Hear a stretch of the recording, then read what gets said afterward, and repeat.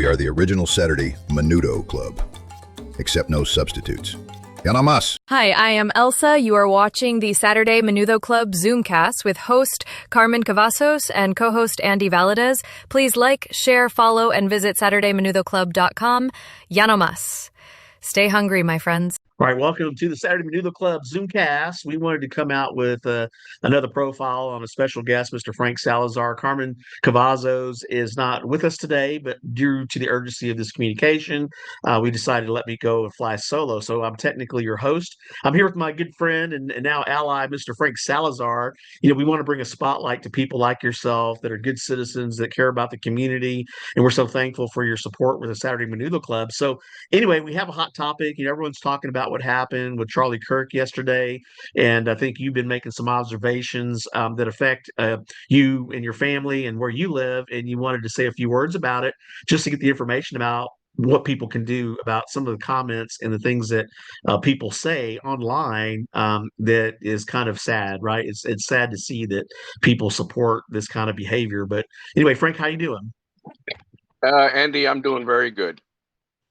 Yeah, so before we get into the meat of this interview, tell us a little bit about your background. What do you do for a living, and how long have you lived in Houston, and what do you like to do for fun? And ultimately, we're going to do a little story of what you're planning for the future.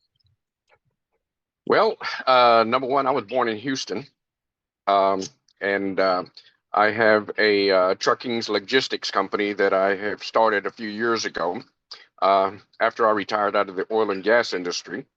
And what do I do for fun? You're looking at it. This is what I do to get involved in the community and see how I can help. Awesome. So, so tell us about your thoughts about what you saw yesterday online and some of the concerns that people need to know about with some of the things that you're grappling with. Well, not only did I saw, but I also was called and told about the different teachers and administrators that are in different districts within the Houston and Pasadena and Baytown and Crosby area, of some of the teachers that were making the remarks about the shooting of Charlie Kirk. And they were talking about how he deserved it, he had it coming, and they were really celebrating more than feeling sorry and showing remorse for what happened to his family, and that concerned me. So what I did is I started reaching out, and I come to find out that one of the teachers that was making these remarks was one of my granddaughter's teachers in Crosby, which really concerned me. So I reached out, and from what I understand, after I reached out, they told the teacher that she was no longer there for being a teacher, and they let her go. Mm-hmm. So that was a good thing there. But then again, you have to look at it carefully. How many more teachers are there that have those types of mindset to make those types of statements? A lot, probably. Yes, sir. And then in Pasadena, yeah. I have a grandson and granddaughter that are down there. And some of the teachers there in Pasadena also made those district statements. And I'm looking into that one too and seeing what we can do to fix those issues. Well, you brought it to my attention. I knew that even like when President Trump's assassination attempt happened, there was people that came out of the woodwork. And even though they say they didn't agree with their statement that they posted, which they were glad it happened, that really didn't reflect their opinion. It seems like people do a lot of backtracking, but they have this murderous spirit in their heart, and they really have to deal with that. You know what I'm saying? It seems like this culture, unfortunately, and again, the teachers are the ones that are teaching the next generation. So what the heck are they doing at the school system? And it's not just in Pasadena; it's across the country, right? So what do you see? I made a few phone calls to find out like what is the state policy when it comes to teachers' ethics and investigations into some of these teachers, because I'm a veteran, right, and I believe in free speech, but the left always says, well, you can't cry fire in a theater. But yes, you can if there's a fire in the theater, and that's Correct. not protected government speech where you have the right to redress your government. That's just out of business, right? So here you have an official hired by the state, hired by the community, and they're spewing this stuff whether they're on their off time or not. They're fomenting violence if they're condoning this type of behavior, and that is not protected speech. Would you say? Well, you're correct. But then again, everybody has the Amendment, freedom of speech. But when you do that, you have to ask yourself a question, because everything that you say has consequences.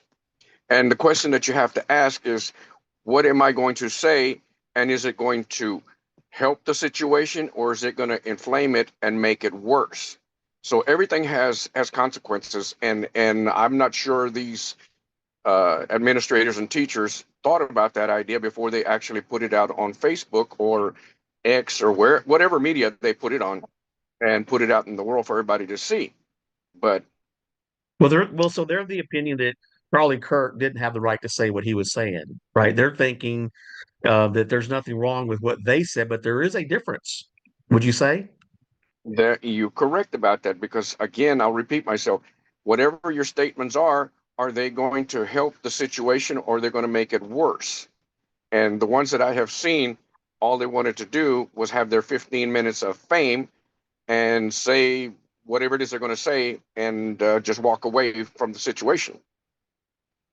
Right. So again, the reason why we started this ZoomCast was to talk about these issues, right? We are concerned as citizens in the direction of our country, our neighborhoods, our cities, our townships, and the condition of the mental state of the people. And it seems like the people have been weaponized.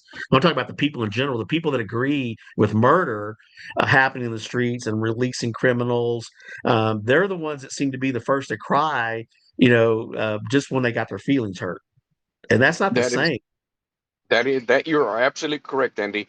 It's like that young lady from Ukraine that was stabbed in the neck last week. And the problem with that is the person who stabbed her in the neck had been left out of jail and had priors 14 times before that. They had let him out of jail for the same crimes. And you have to look into that and wonder what is going on with our judicial system, and wonder why this guy is not in jail. But then again, here you go with the shooting of Charlie Kirk, and you have to look at it and see where the security is for the universities that he was speaking at. And I didn't see any from the videos that I saw. So you have to look into that and see what's going on with this crazy world. Yeah, and he had security, at the same token, you and I have to walk around the city. We got loved ones walking around the city. And of course, we pray over our family that they be protected. But it seems like, things are popping off all around the country per se. But I do believe that Charlie Kirk was a voice, but all that created was more voices to stand for righteousness, for goodness, and truth. I mean, truth is not it's not a what do you call it? It's not a bad thing. It's actually a good thing. And he was going against narratives that were based on false beliefs. And it seems Right. like the college culture that he targeted were a hotbed of this kind of thought, where they thought they could, not the people that were at that audience, but there was some guy Right. that cheered and danced, and now he's crying because he's afraid that he's been labeled like, dude, you were dancing when he got shot. Now you're backtracking. You're absolutely right. And I saw that too. And I agree with that, because they were celebrating him getting shot. And that, no, that is uncalled for. I mean, that's just pure evil right there, because you're supposed to be looking at it correctly and be part of the society, and not celebrate when somebody gets shot. Now, what happened here? I think you mentioned before we got on. There was two politicians that are elected officials that were kind of fomenting some of this as well. What did Al Green say? Uh, Al Green said, if I'm not mistaken, uh, that he is organizing people to incite violence over the killing of Charlie Kirk. And then on top of that, the other one, what's her name? Ilhan Omar. She says that Charlie Kirk had it coming and he deserved it. So I'm looking at that. Our elected officials are saying things like this. What kind of a We have to use country the do word we have that they can allegedly. actually make these statements? Yeah, we have to use the word allegedly until this has been fair. So you actually saw posts from him or from the official? No, no, I saw this on the posting on X Media. Yeah, you can research it and you can see it's still there. And I saw it this morning, and I'm appalled because of the statements that they make about this. Instead of taking care of the country, they're sitting there making statements like this. And you gotta ask the question, what type of representation are they showing? And where do they stand with this stuff? But they can also show you exactly where they're standing because of the statements they make. So they're in a conundrum. So they're against gun violence, but then they're condoning gun violence. Yes, you're right. And it seems like the left, most of the news accounts that I see, it's usually the shooters, the mass shooters have the same ideology as these people that are condoning these shootings, right? So I do think that President Trump is right that we need to look at the mental disorder component of the transgender world, because that there is a checkbox on there. If you have a mental disorder, you're not supposed to have access to a gun, right? Yes, Of you're course, right. I'm all about the Absolutely. Second Amendment, but I'm also not about having crazy people have guns that are prohibited, right? Because people don't realize the background checks that gun owners have to go through to be able to get access to our natural rights, which unfortunately the criminals already have they already have their constitutional rights. They're actually walking around unchecked, and that's why I don't want to be the only one disarmed. When it comes to that. And then our politicians really haven't warned the people, like, you know what, it's your duty to be a protector in your area, right? Not vigilante, but you know what? When the door comes knocking at 3 a.m., my wife expects me to go answer the door, and we don't That have is time for the correct. police to come and wait. It's like, in some situations in these cities where you do have home invasions, you do have carjackings, you do have all kinds of activity, but the people are sitting ducks a lot of times, not knowing. I guess that they don't pay attention to the news, maybe. Well, see, Now, I agree with you there on that point because you know what? In district that I'm at, in District 143, people are afraid to go to Walmart to go shopping because they're afraid they're going to get robbed or they're going to get carjacked while they're going to their car to unload their groceries into their cars. and I would say that it should be that the bad guys are more afraid of the good guys, and we need to foment that culture where they have a holy respect for the old lady walking down the street, because you know what, it's going to take a community to protect, against these wolves. That's what I call them, right? And the police Correct. can't be everywhere. Unfortunately, they're understaffed, and they're probably overrun and overworked to begin with. I do like what Clay Higgins say. He is a representative out of Louisiana. That anyone that condoned what happened to Charlie Kirk should be banned from social media.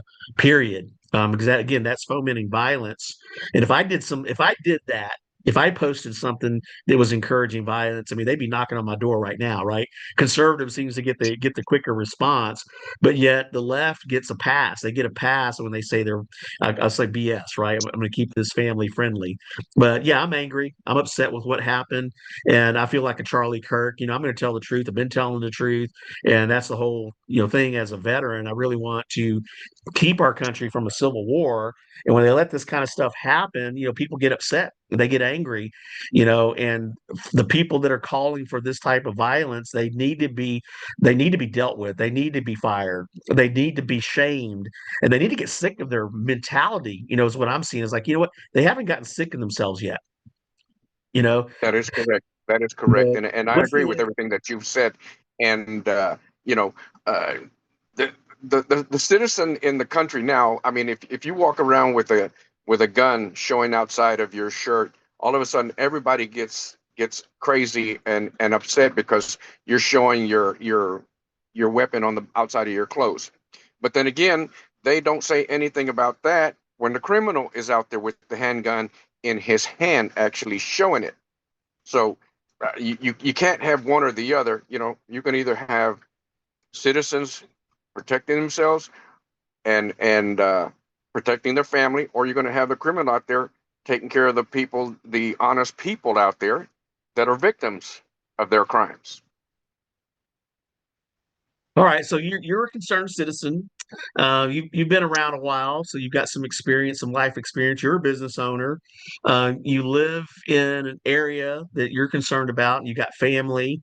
So, what can people like yourself that are watching this? What can they do? And share your story of what you're doing to help be a part of the goodness that we need in this country.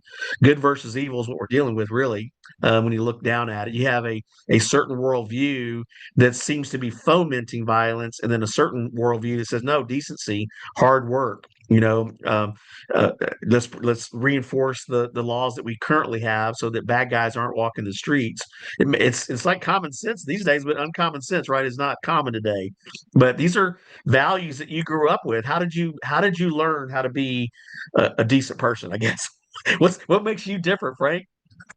Well, I'm not different than anybody else. It's just that I'm pretty much a very concerned citizen because I have kids and my grandkids live in the district that I'm trying to help protect. I guess you could say that because I I'm working with the local law enforcements uh, to show them and to help them identify the crime areas and area in the district.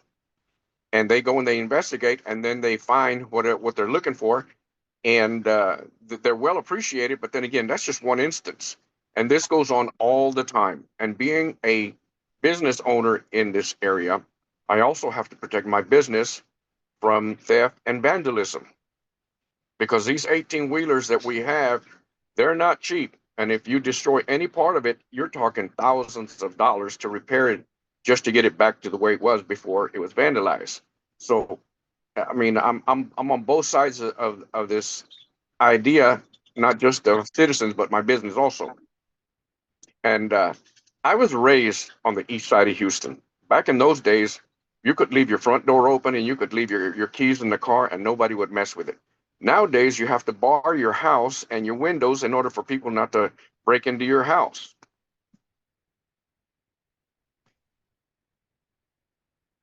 Yeah, and it's probably going to get worse. I mean, that's what's the future is headed, right? And it's prophetic. Now, this is not a time to be fearful. I think it's a time to be wise, and to prepare yourself mentally just to navigate until we are able to get people in the right positions in our government. I think we're going to a huge transition now. I think the Latino voice is very strong, and I think the Latino voice has actually made a huge difference in our country. And again, Latino values, as I've heard it said, those aren't necessarily Republican values came from the Latino values, maybe, right? Because our Right. grandparents taught us to pray, to work hard, to be a good citizen, to give to someone in need, to be a Yeah. man and woman of your word. And of course, if Yeah. you didn't behave, you'd get the chancla, right? Remember the chancla and the Oh, yeah. switch? I remember that one. Yes. Yes. Yes. That I was still funny. remember my grandma. Yes. She taught me to Yeah, that's pray. funny. My grandmother was really wicked with that sucker because she could be from the other room and she would hit you with that chancla, and I swear that sucker was a boomerang because it would go right into her hand after it smacked you in the back of the head. So And yes, he I learned remember wisdom that. values. I heard it go by. Woo!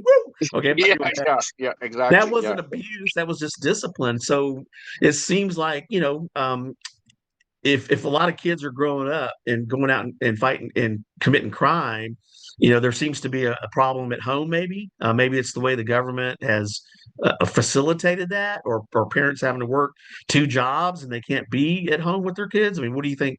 Maybe some of the solutions will help turn things around. well, see, you're hitting everything right on top of the head, because discipline starts at home.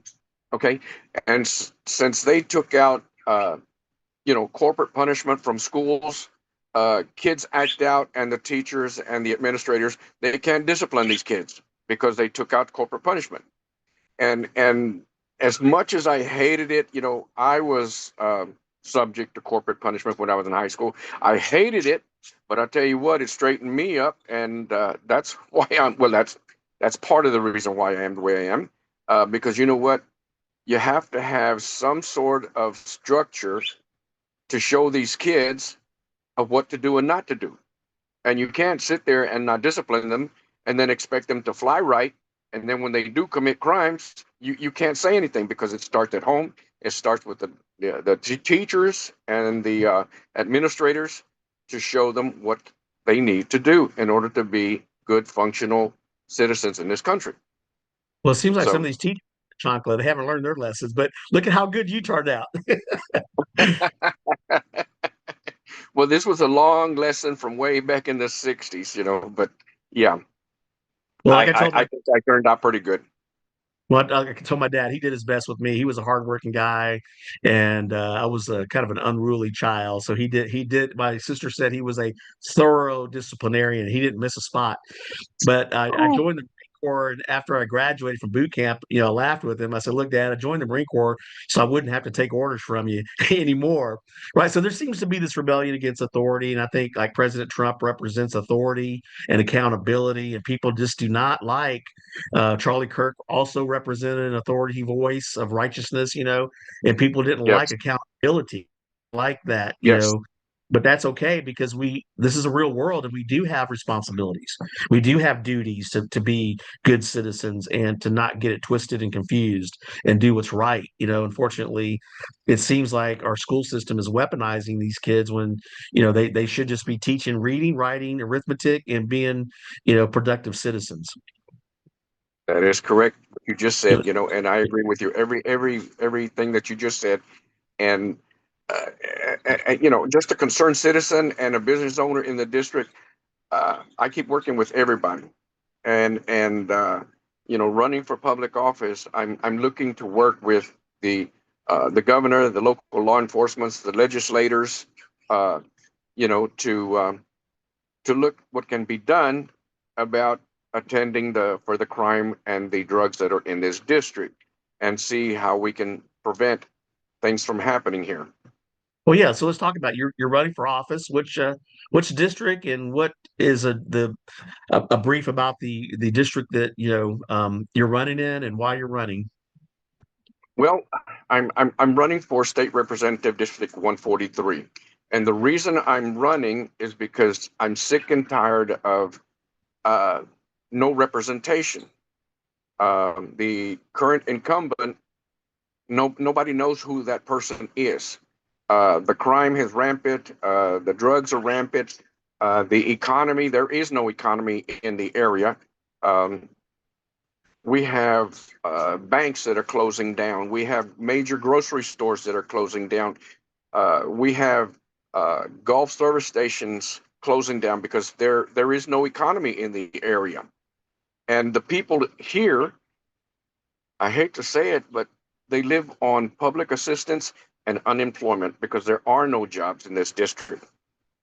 And running for this office, again, I'll repeat, I'll be working with the governor, the legislators, and talk to the big major companies, the oil companies, to bring jobs into the area so that way people can actually start making a living and stop living on public assistance. Right. And Because also, let's not rule out entrepreneurship. It's the entrepreneur, people like yourself, that go and mhm, start a business. And there seems like we need to foster a liberty movement in the regards to entrepreneurship capitalism. That's really kind of, again, the narrative is socialism, communism, Marxism versus entrepreneurship and capitalism. Right. right. So let people start businesses and encourage that. How do we hit it from different angles, right? Maybe the corporations can help with seeding or granting or scholarshiping or supporting, startups in your district. So we were talking about starting up an entrepreneurship spirit in your district, maybe where corporations might be able to help with contests or helping to get this idea of entrepreneurship in flourishing, so that a entrepreneur can create a job. Right, because I've also reached out to the North Channel Chambers of Commerce to talk to some of the board members there and see if we can get together and hopefully hash out a plan to bring businesses into the district. But there again, everybody is looking after their very own, and they're really not have the interest of the district at hand.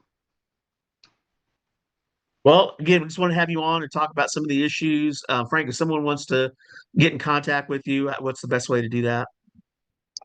Well, they can contact me directly, uh, you know, with my phone number, 832-312-9752, or they can contact me through my email address, salco_1999 @yahoo.com, or they can go to fsalazar@gmail.com.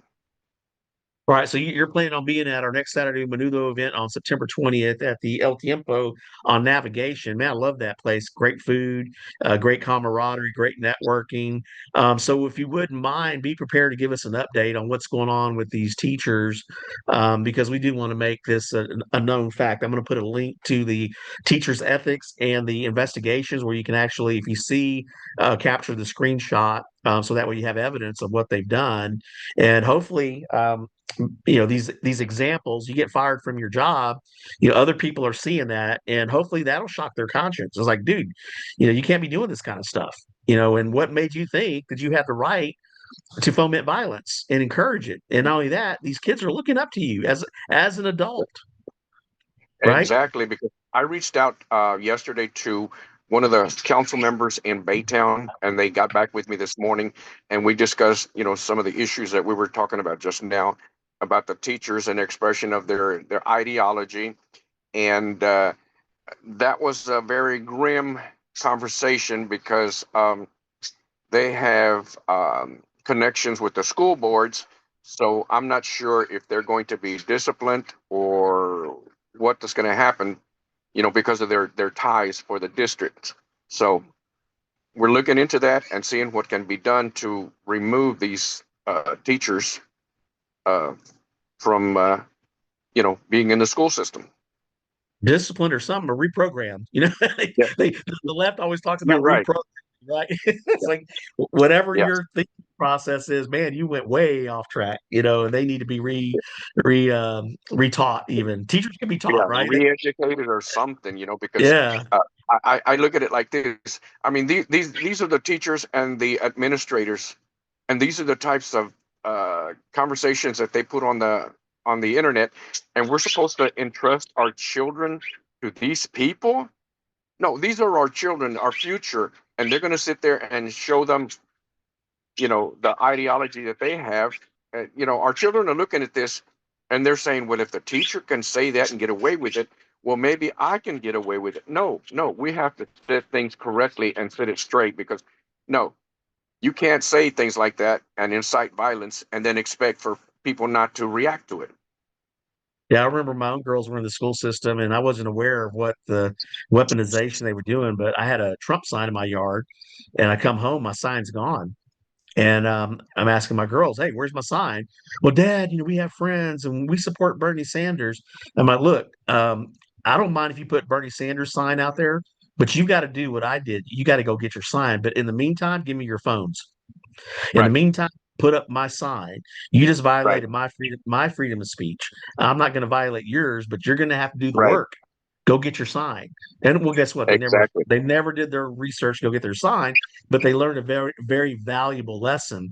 And then at one point, when the schools were calling for protesting against, our Second Amendment, they were calling for kids to leave school and go protest. Had the same conversation with my daughters, and now you're not protesting. You better stay at school, because there's going to be consequences if you leave, Yes, and these teachers condone you leaving, and I'm responsible for your safety, and they're responsible for your safety. So there's just some weird stuff that the school system got away with, several years ago, when they were supporting and condoning riotous behavior. And it's not just right. in the schools; it's in our, like you just attested, even in our government.